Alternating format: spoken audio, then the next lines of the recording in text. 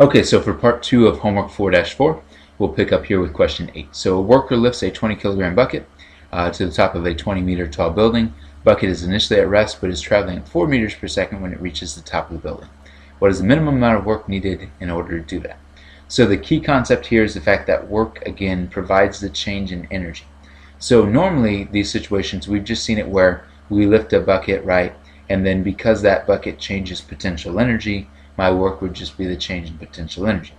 But in this case, they do make it very clear that the bucket also starts at rest and is now traveling 4 meters per second.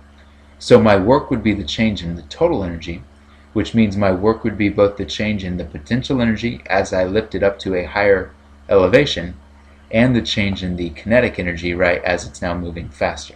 So if I want to find the total work done on the bucket, I just have to find both of those changes in energy. So the potential energy, obviously just mass times gravity times height. My change in kinetic energy would be 1/2 mass times velocity squared. Keep in mind my initial kinetic energy would just be 0, and I'm probably defining my initial potential energy as just 0 as well. So at this point it's just a matter of plugging everything in.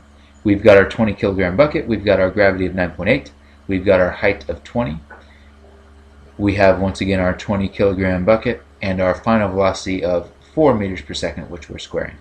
So the total work done, again just finding the total of those measurements, would be 4,080 joules, right? So 4,080 joules. And the reason they ask what is the minimum amount of work needed in order to do that, right? This would be the amount of work we'd need if there was no air resistance or any other type of resistive forces. So this is the bare minimum of what we would need. If there was air resistance or friction or anything like that, we'd obviously have to have more work than this because some of our work would be lost due to friction or air resistance. So just keep that in mind as we go, but hopefully this question was pretty easy. Question 9 here is a little bit trickier, so they give us a whole bunch of the information, including where the spring would hang, right, if it was in equilibrium position. So we'll talk a little bit more about that in just a second.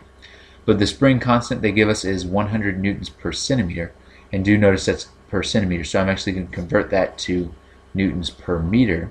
So in order to do that, I need to multiply it by 100 to take care of the fact that I want meters on the bottom and not centimeters, right? So this is actually 100 newtons per meter, which we always want for our spring force, for our spring constant, I should say, because when we deal with the compression, we're dealing with in terms of meters. So we want to make sure this is all balanced out for us. But anyway, make sure you watch out for that. So the spring constant is given, the mass is pulled down 2 centimeters, it's released. What is the speed when the mass is 1 centimeter above the point from which it was released from?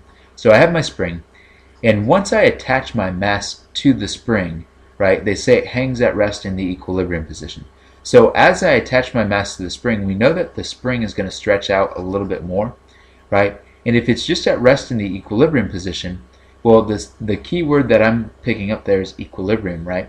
If I know it's in equilibrium, then I know that the net force is 0. So if it's just hanging out in the equilibrium position, that tells me the spring force is equal and opposite to my gravitational force.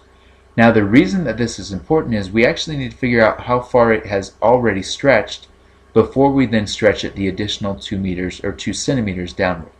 So for starters, I'm going to set these two equal to each other, so the spring force equal to the force of gravity, so that I can figure out how far the spring has initially been displaced. So the spring force is just k times x.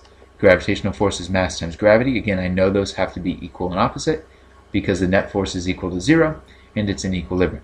So because I know all of these measurements, 100, this is x, the mass of the block there is 4, and the acceleration due to gravity is 9.8. So because I have all those measurements, I know that the initial distance it's been stretched would be 0.392 meters. So that's how far it's initially been stretched just by hanging. Okay, so that's before we pull downward on it. So then for the actual question, it says, okay, you take that block which is hanging there, and you pull it an additional 2 centimeters down. So it's already stretched out a little bit. I pull it an additional 2 centimeters, so 0.02 meters downward, and then I want to figure out what its speed is as it's moving back upward 1 centimeter above the point from which it was released. Okay, so at that point it becomes an energy problem. If I think about that, when I pull it down to the lowest point down here, as I'm holding it at this location, right, so as it's pulled down at that lowest location, the only form of energy that it would have would be spring potential energy, right? If I define that to be my height of 0, then I don't have any potential energy due to gravity because that's my height of 0, right? So mass times gravity times 0 would just be 0. And I don't have any kinetic energy because as long as I'm holding it, it's not moving yet, right? So my initial energy would just be my spring potential. Well, after I release it, I know that the energy is still conserved because there's no friction, nothing like that I have to worry about. After I release it, it's now moved up to a higher location, so it now has potential energy due to gravity. It's now moving, so it now has kinetic energy, but it still has a spring potential energy as well because it's still been stretched. So its final energy actually would be all three of those. So I have potential energy due to the spring, I have potential energy due to gravity, since it's gained some height, and then I have some kinetic energy since they're asking me to find the speed, right, and see how fast it's moving. So obviously this is a very important start for us. We have to realize what forms of energy are interacting in order to be able to solve this problem. Right? So again, initially I have my spring energy, so 1/2 k, I'll call that x sub 0 squared, my initial displacement. And then afterwards I still have some spring energy because it's still stretched 1 centimeter from its equilibrium position. So 1/2 k times, I'll call that x final squared, plus, right, my mass times gravity times the change in height, plus 1/2 mass times the velocity squared. So if I start looking through here, well, I know most of that. I know the mass, I know I'm looking for the velocity. My change in height would simply be the 1 centimeter that is risen upward, right? So it would be the 1 centimeter as it rises back upward. So I've got that. I've got my gravity and I've got my k. The only thing I have to be very careful about when I'm plugging in is what is x sub 0 and what is x sub f, right? Well, x sub 0 isn't just 0.02 meters. And if you're getting some goofy numbers, if you're getting a negative velocity squared, it's because you're just using 0.02, or it's probably because you're using just 0.02. Instead, my x sub 0 has to be the total distance that the spring has stretched. And that's why it was very important that I found this initial displacement right here. My x sub 0 would be that displacement plus my 0.02 meters that is stretched. So my initial displacement, my initial stretching would be 0.412 meters of displacement. So I've got that number to work with. So then what is my final? Well, my final, it says it's risen 1 centimeter above the point from which it was released. So the only difference between that, my final one, would be 0.402 meters stretched from where it was where it was just hanging at rest, right? So anyway, those are the two measurements I need to make sure I'm using. So 1/2 my constant of 100, my distance of 0.412 squared equals 1/2 my constant of 100 times my distance of 0.402 squared, plus the mass of 4 times gravity times, so 9.8, times the height, which again would just be 0.1, and then plus 1/2 my 4 times my velocity squared. So once I've got that set up, it's obviously just about being careful with the calculations and solving from there. So once I have that set up, hopefully not too bad to then just compute this number, and hopefully you guys will agree with the answer I get. So anyway, calculating this number, I end up getting that the final velocity should be about 0.0866 meters per second. Okay, so the final velocity ends up being about 0.0866 meters per second. Again, make sure you're just careful in setting up the original distances.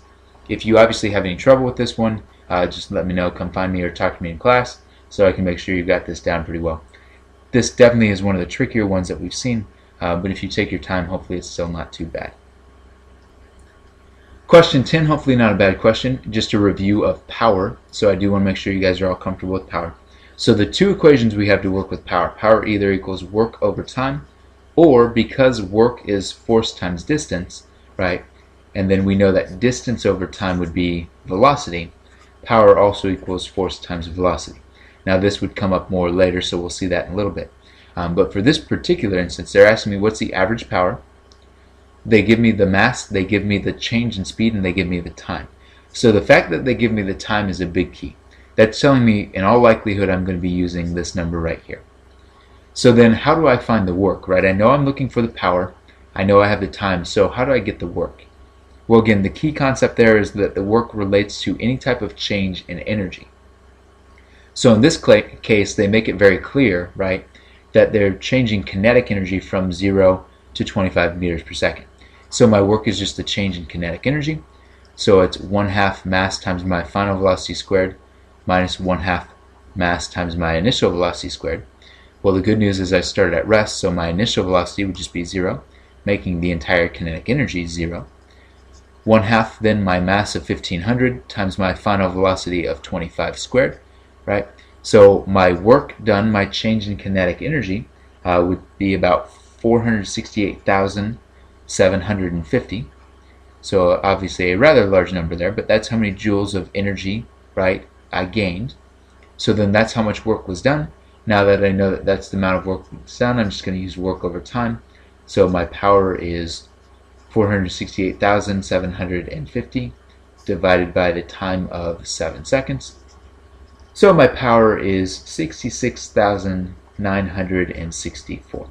So 66,964. What's my unit for power? Watt is my unit for power, right? So watt's my unit for power.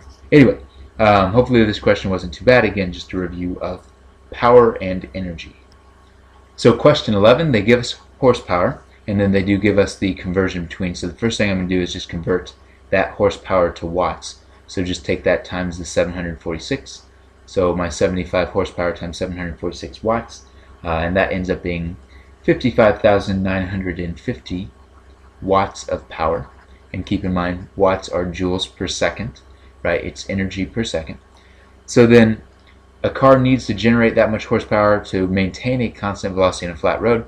What is the total resistive force acting on the car? So they're asking me for the force, right? They gave me the power, they're asking me for the force, and then the other key here is they give me the velocity.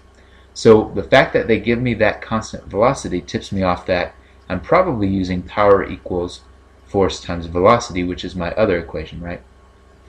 So instead of work over time, it's just force times velocity. Now it is very important. I can only use this equation if it's a constant velocity. If it wasn't a constant velocity, this equation goes out the window and I have to try to do something either graphically or using work over time. But because it's a constant velocity, I can use this equation. Right? So anyway, the power they give us of 55,950, and then the velocity they give me is a constant velocity of 27.3. So finding my force, once I've identified that relationship, finding my resistive force is pretty easy.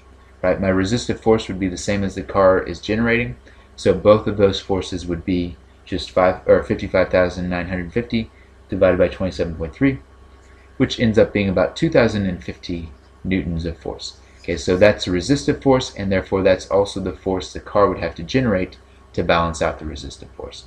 But anyway, hopefully again this question wasn't too bad. Just a review of power, so make sure you're comfortable with that definition for power.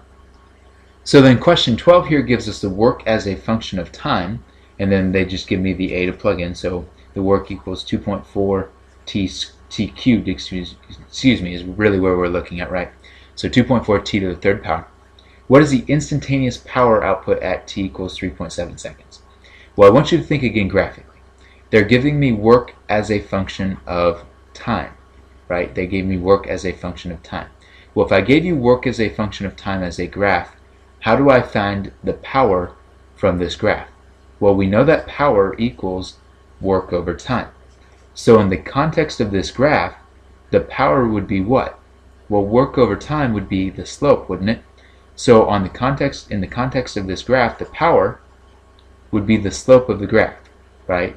Be my slope of the graph. The reason that's important is, how do I find the slope? By using calculus. Well, to find the slope, I find the derivative, right? So when they give me the function for work, I find the derivative of that to find my power, right? I find the derivative with respect to time. So they give me the function for work is 2.4 t to the third.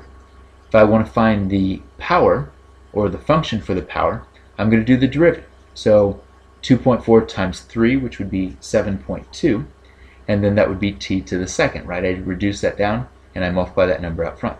So the power equals 7.2 t to the second. So now I can find the power at any given point in time. So the time is 3.7 seconds, so the power would be 7.2 times 3.7, which I need to square.